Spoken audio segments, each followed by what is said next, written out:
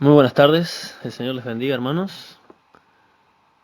Hoy vamos a concluir la enseñanza de la carta de Judas. Vamos primero que nada a orar.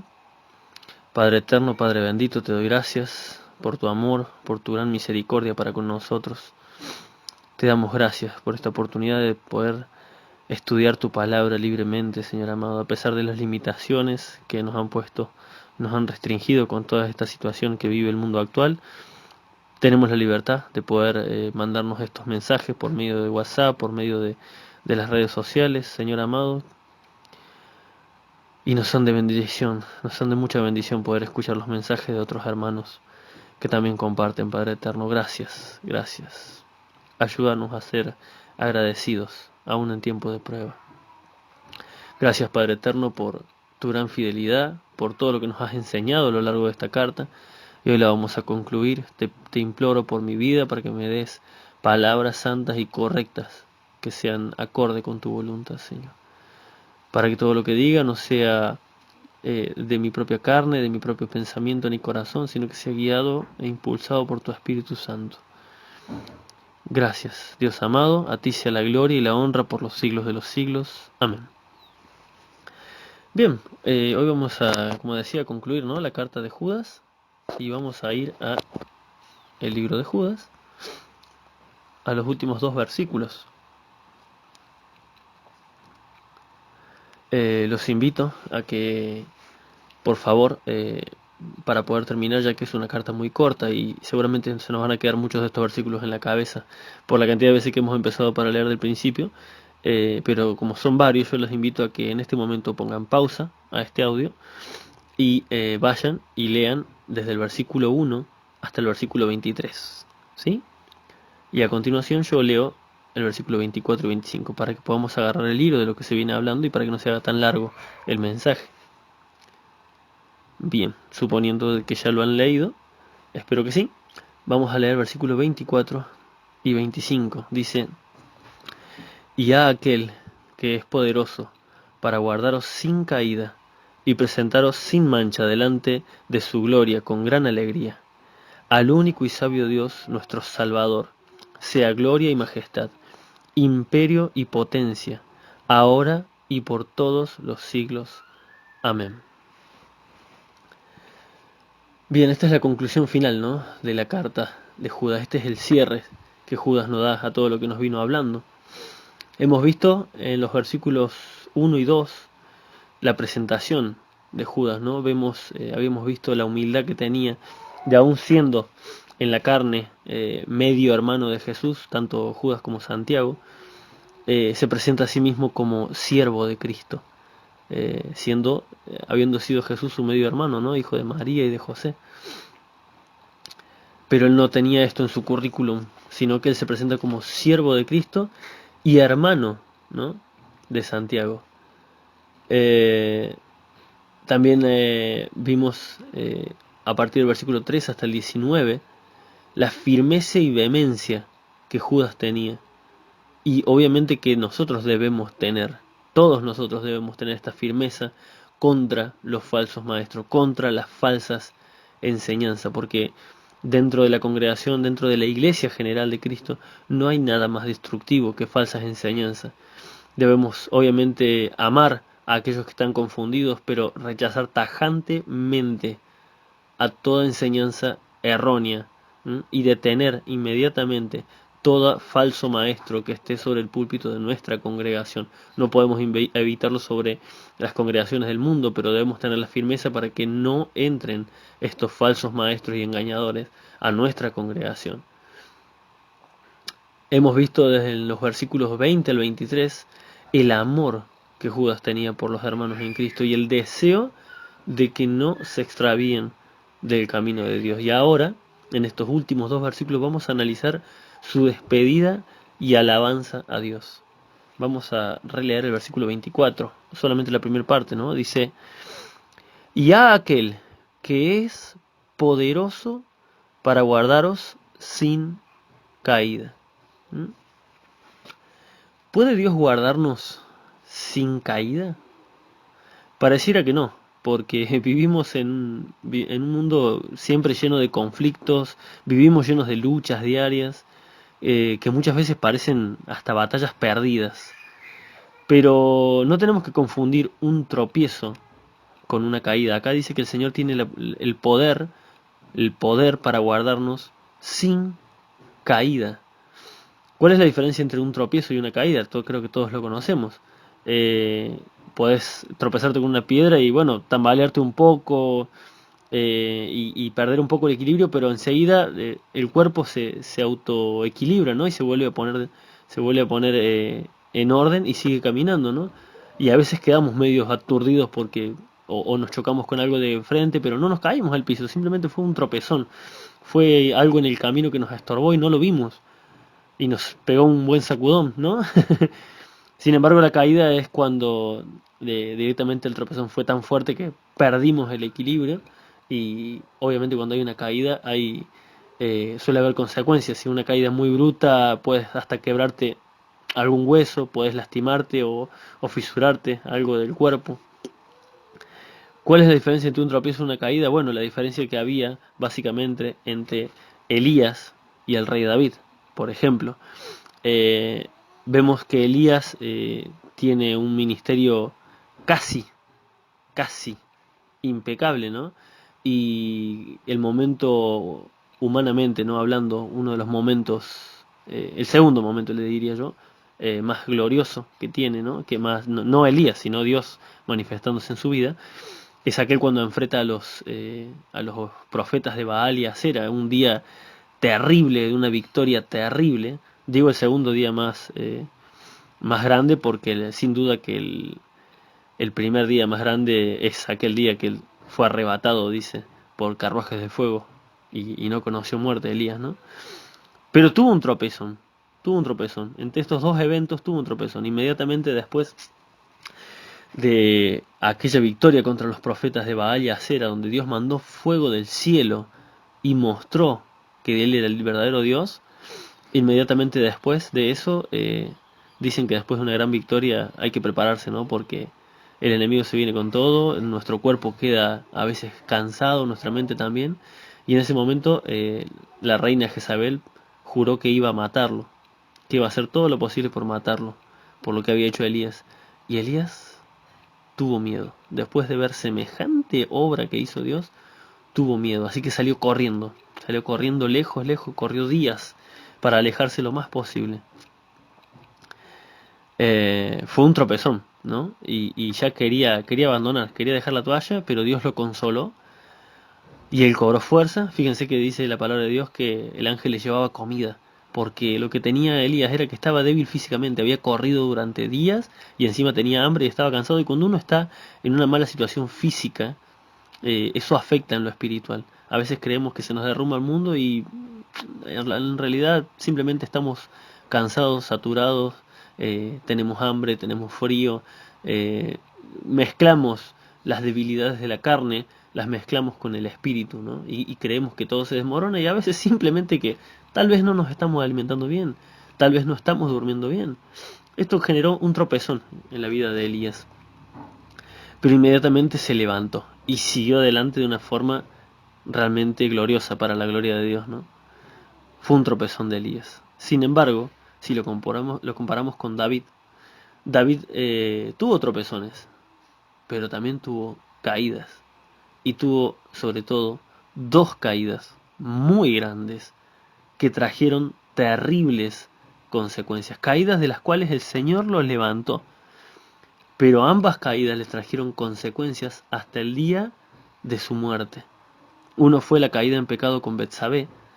Y fíjense que Dios no era simplemente el pecado de adulterio lo que más le reclamaba. Lo que Dios le reclamó más que nada fue el asesinato. El asesinato, pese a que él no lo había matado, mandó a poner al marido de Betsabé enfrente de la batalla para que muriera. Dios mide el corazón de David. ¿Y cuál era la intención de David?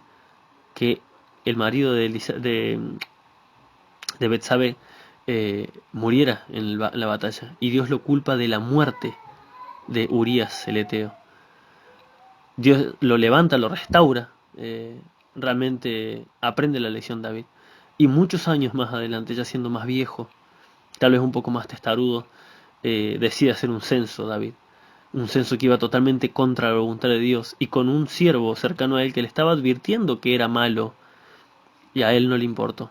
Tuvo un momento, una caída en soberbia y también tuvo que pagar él y todo el pueblo las consecuencias por esa caída. Pero David fue levantado, fue restaurado de sus dos grandes caídas.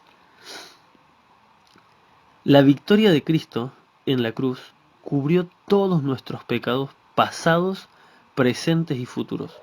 Pero eso no significa que Dios ignore nuestros errores diarios. ¿Mm? No significa que Dios se complace en que pequemos. ¿Mm? En la palabra de Dios vemos cómo Él nos sienta a buscar más y más la santidad, porque Él es santo. Lo que quiere decir que Dios no se complace en el pecado de ninguna manera y anhela que cuando lleguemos a su presencia estemos en las mejores condiciones espirituales. Eso es lo que Dios quiere, eso es lo que Dios anhela. Dice Judas, aquel que es poderoso para guardarnos sin caída. No es el propósito de Dios que caigamos, no es el propósito de Dios que cometamos errores de los cuales después nos tengamos que arrepentir. Dios quiere guardarnos sin caída. Fíjense una cosa, anhelar la venida del Señor solo porque no tenemos más ganas de seguir peleando es una manera muy cobarde, que todos tenemos muchas veces de esperar a Cristo. Me incluyo, porque soy uno de los que muchas veces dice, yo quiero que venga el Señor, pero lo digo porque estoy cansado, porque no tengo más ganas de pelear. Es una forma muy cobarde. Es bueno esperar la venida del Señor. Es bueno esperar aquel momento glorioso del cual nos está diciendo Judas en este lugar, en este pasaje. Es bueno esperar la venida del Señor. Es un mandamiento de Dios, porque dice el Espíritu y la Iglesia dicen amén, sí, ven Señor. Así que es un mandamiento de Dios esperar su venida, anhelar su venida, pero no anhelarla por los motivos equivocados. Debemos estar preparados con vestiduras blancas y con nuestras lámparas llenas de aceites como las 5 vírgenes prudentes. Nuestra vida tiene que estar preparada día tras día. Recordemos que las vestiduras blancas obviamente han sido limpiadas nuestra vida por el perdón de Jesucristo. Y las lámparas llenas de aceite significan nuestros corazones llenos del Espíritu de Dios. Y eso se llena solamente a través de la lectura, el estudio de la palabra, el escuchar prédicas, el estar conectado, el estar en oración, el estar en comunión. Eso llena nuestras lámparas de aceite, del Espíritu de Dios. ¿Qué tenía en común David con nuestras vidas? Y que muchas veces, como al igual que David, tenemos nuestras lámparas medias vacías. En esos dos momentos de caída de David, él tenía sus lámparas bastante olvidadas, su lámpara de aceite. En la primera caída con Betsabé, había decidido no ir a la guerra y quedarse a vaguear, básicamente, en su casa. Y en ese momento fue tentado, cuando él tenía que estar junto a sus hombres defendiendo el territorio de Israel, porque los estaban atacando. Era época de guerra y él decidió quedarse en su casa a ver noticias. Decidió quedarse en su casa. ¿A qué? No sé. A dar vueltas. Porque dice que andaba dando vueltas por el techo y ahí vio a una mujer que se estaba bañando. Y el segundo momento de caída fue en un momento donde el ejército estaba muy grande y muy fuerte. ¿Y qué le pasó? Se llenó de orgullo.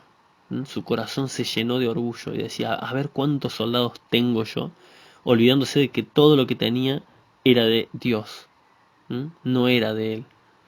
Entonces no dejemos que nuestras lámparas se vacíen, porque el enemigo está al acecho como león rugiente buscando a quien devorar, y va a aprovechar esos momentos donde nuestro aceite esté bajo para hacer estragos en nuestra vida. Dios quiere guardarnos sin caída. Ese es su propósito. Dice el versículo 24 de Judas, y aquel que es poderoso para guardarlos sin caída y preservaros sin mancha delante de su gloria con gran alegría, sin mancha y sin caída, ¿no? ¿Cómo dice que nos quiere llevar Cristo a la presencia del Padre cuando nos venga a buscar? Dice no solamente lo que hablábamos recién, con nuestras vestiduras blancas, o sea, sin mancha y sin caída, sino que dice con gran alegría, con gran alegría. Una vida miserable y llena de miedo no es el plan que Dios tiene para sus hijos, se los puedo asegurar. Podemos sufrir por distintas circunstancias, un tiempo, ¿sí? Podemos sufrir como consecuencia de los errores del pasado. Sin duda que el rey David tuvo que sufrir mucho tiempo después, hasta el último de sus días tuvo que sufrir las consecuencias de esas dos caídas grandes que tuvo, las tuvo que sufrir hasta el final. Pero aún así, aún si tenemos consecuencias que todavía estamos pagando por los errores del pasado, nuestra vida debe estar llena de gozo, ¿sí? Porque es parte del fruto del Espíritu Santo, amor, gozo, paz, ¿sí? El gozo también es fruto del Espíritu. Si el Espíritu Santo está en nuestra vida, debemos tener gozo, a pesar de las circunstancias.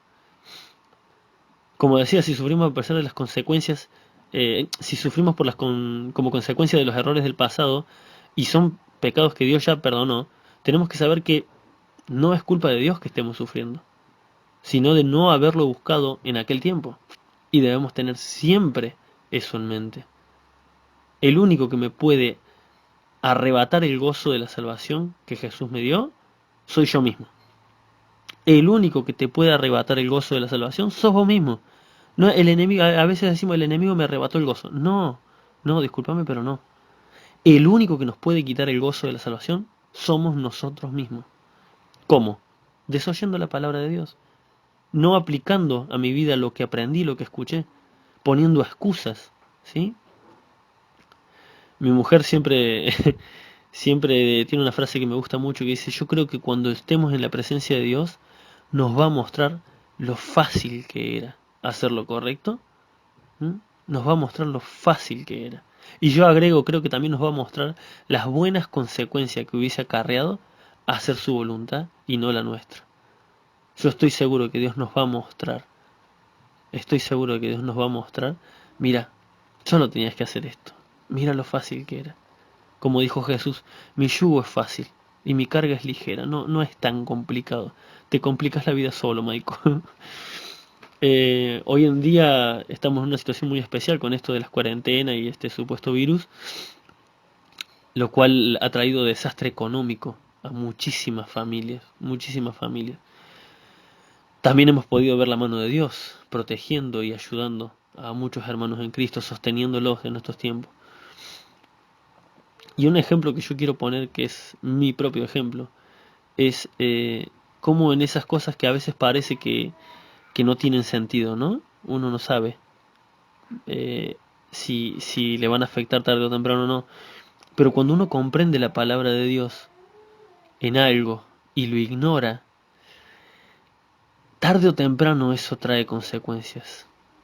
Yo desde muy chico, antes de casarme, antes de conocer a mi mujer, yo ya había escuchado enseñanzas de la palabra de Dios donde se me enseñaba claramente,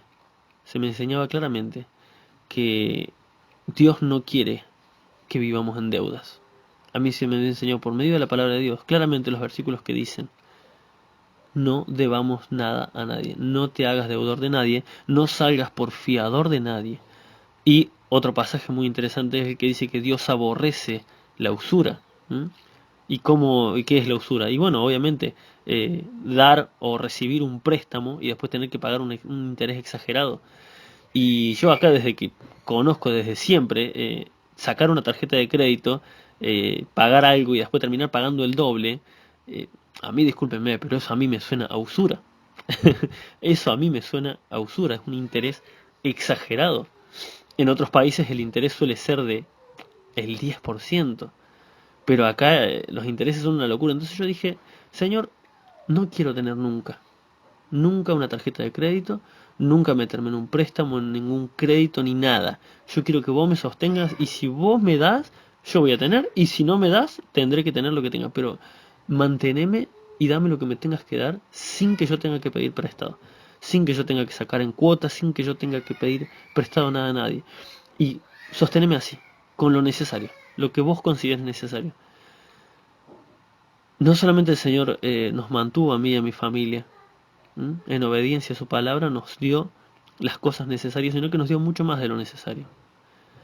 Y en este tiempo, al empezar la cuarentena, digo, wow, empecé a ver la cantidad de gente que se lamenta. Es terrible ver la gente que ha quedado en la ruina porque todavía estaban pagando autos, todavía estaban pagando casas, todavía estaban en un montón de cuentas de préstamos y todo se les disparó. Los intereses se dispararon y encima no podían ir a trabajar. Y yo solamente podía ver, decía, pero si todo el mundo, cristianos, es más, pastores, me dijeron, no, no, bueno, pero usar la tarjeta de crédito no tiene problemas porque no seas exagerado, me dijeron, ¿no? Pastores me dijeron eso. Gente que servía a Dios, o que sirve a Dios, me dijo, no seas exagerado. No es tan así. Pero aún así yo sentía que había aprendido eso y dije, no voy a ceder. Yo siento verdaderamente que está mal, así que no me voy a meter ni en tarjetas, ni en deudas, ni en préstamos, ni en nada. Voy a ser fiel a lo que Dios puso de convicción en mi corazón por medio de esa palabra. Y hoy en día puedo ver los frutos. ¿Sí? Si yo estuviera padeciendo de eso, si yo no hubiese hecho caso a esa palabra de Dios, estaría padeciendo como mucha otra gente. ¿Sería de Dios la culpa? ¿Yo habría perdido el gozo por culpa de Dios? Para nada. Dios tiene el poder, como dice Judas, de guardarnos no solamente sin mancha ni caída, sino poder presentarnos delante de Dios con gozo, con alegría. ¿Y cuál es la alegría? Y la alegría de saber que hiciste las cosas de la voluntad de Dios. Así también tengo otras cosas que he hecho mal y aún hoy estoy pagando las consecuencias. He hecho cosas mal, he desoído la palabra de Dios hace muchos años, estoy hablando de aproximadamente 10 años atrás, en cosas que hasta el día de hoy me acarrean consecuencias. 10 años después, todavía sigo sufriendo las consecuencias de errores que cometí. Y, y cuando me llegan esos momentos donde tengo que sufrir esas consecuencias, digo, Maiquito, cállate, sonreí y seguí adelante, porque esto que estás sufriendo es por tu culpa. Porque si vos hubieses hecho las cosas bien, si vos hubieses hecho la voluntad de Dios en ese momento, no estarías padeciendo esto. Así que, chito la boca, chito la boca, y siga alabando a Dios. Y siga haciendo lo que tiene que hacer. Dios no quiere que vivamos una vida miserable, hermanos. Dios no quiere que vivamos una vida miserable. Quiere que, versículo 24, dice, y aquel que es poderoso para guardarnos sin caída. Dios quiere que pasemos esta vida sin caídas. Podemos tropezar, pero que no caigamos. Y presentaros sin mancha, delante de su gloria, con gran alegría. Versículo 25, la primera parte dice, y al único y sabio Dios. Esta aclaración único nos recuerda que no tenemos salvación en ningún otro. Como dice Hechos capítulo 4 versículo 12, en ningún otro hay salvación porque no hay otro nombre bajo el cielo dado a los hombres en el cual podamos ser salvos, solamente en el nombre de Jesús, de Jesucristo. No esperemos más que la solución venga de un buen presidente, ¿sí? No esperemos que la solución venga de alguien que traiga una mejor economía a nuestro país. No esperemos, no esperemos que la solución a esto venga con la vacuna del supuesto virus de moda. No esperemos eso. Estos son falsos dioses. Si tenemos esperanza en que se levante la cuarentena, nuestra esperanza está puesta en ese tipo de cosas, estamos apoyando nuestra esperanza en otra cosa que no es el único y verdadero y sabio Dios. Aquí Judas lo aclara muy claro. El único, no hay otro. En ninguno otro hay salvación. Todas estas son dioses falsos en los cuales nos estamos apoyando muchas veces, esperanzas humanas inútiles, porque el único que nos va a salvar de todo esto es Jesucristo en su venida, nadie más. Yo fui puedo decirlo como cristiano, fui un iluso al creer que tal vez podía venir un presidente que haga las cosas bien. Y me había metido en el tema de la política y estaba full y veía noticias y quería aprender más. Inútil, basura inmunda es este mundo y nada más. Lo único que Dios nos manda a hacer por los políticos es orar para que podamos vivir quieta y reposadamente, para que podamos predicar libremente, nos podamos reunir y nada más. Es lo único que Dios nos manda a orar por todos los que están en eminencia para que podamos tener libertad de culto, para que no nos estén estorbando. Porque lo demás, la economía, la política, lo social, es inmundicia. El mundo entero está bajo el maligno, dice la palabra de Dios. No tiene solución. El único que nos va a salvar, el único sabio y verdadero, es Jesucristo. Dice al único y sabio. Esta palabra sabio es muy importante. Muchas de las aflicciones que vivimos son porque no confiamos en la sabiduría de Dios. Decimos creer en Dios, decimos creer que Dios es omnisciente, o sea que conoce todo, pero en la hora de la prueba no confiamos en ese conocimiento pleno y perfecto que Dios tiene de nosotros y de nuestra situación. ¿Sí? Confiar en que Dios es sabio es simplemente rendirse. Confiar es rendirse. Decir, Señor, no sé por qué vivo esto, pero estoy convencido de que vos tenés el control. No me gusta, lo estoy sufriendo, pero yo sé que hice tu voluntad y esto va a salir para bien. Porque a los que aman a Dios todas las cosas les suceden para bien. Eso es confiar en la palabra de Dios, rendirse a pesar de no entender. Eso es lo que nos enseña todo el libro de Job. Y nosotros realmente no tenemos excusa porque tenemos la experiencia de Job para leer. Pero al ir estudiando el libro de Job vas viendo cómo él no tenía la Biblia, ¿no? Y a pesar de eso, de hecho al final Job confiesa, perdón. Al final de eso Dios, al final del libro Job confiesa y dice, de oídas te había oído, ¿sí? O sea, sabía que había un Dios, me habían dicho, pero no te conocía, ¿no? Aún en ese conocimiento que parece tan lejano, tan mínimo que tenía Job, Job no entendía por qué padecía lo que padecía, pero él sabía que Dios era justo. Él sabía que Dios era justo, que no había injusticia en Dios, que la injusticia era de los hombres. No entiendo, decía Job, no sé qué pasa, no sé por qué. Quisiera llevar mi caso delante del Omnipotente para que me explique por qué estoy sufriendo esto, pero yo sé que Él es justo. Simplemente quiero saber por qué, pero yo sé que Él es justo. Yo sé que Él es sabio, yo sé que hay un propósito detrás de todo esto y yo no lo estoy alcanzando a entender. Y nosotros sí tenemos la palabra de Dios para entender cuáles son los propósitos de Dios y cómo muchas veces el Señor permite cosas. Nosotros confiamos en el único y sabio Dios. Versículo 25, leamos completo. Al único y sabio Dios, nuestro Salvador, sea gloria y majestad, imperio y potencia, ahora y por todos los siglos. Amén. Estos son dos atributos dignos de un rey, ¿no? Dice, la gloria y la majestad. La gloria y la majestad de nuestras vidas. La gloria y la majestad de Dios sobre nuestras vidas, sobre nuestras posesiones, sobre nuestras decisiones. ¿Sí?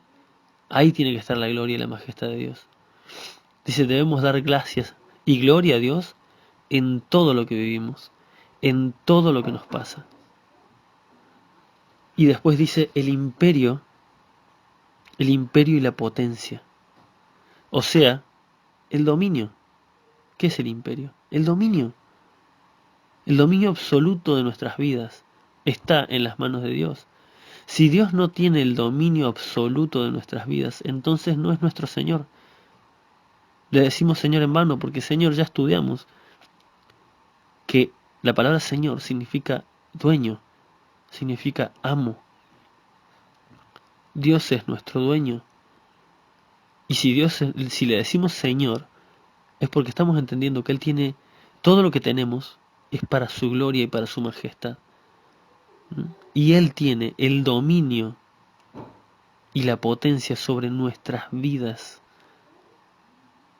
la potestad sobre nuestra familia, sobre todo lo que tenemos, sobre todo lo que queremos hacer.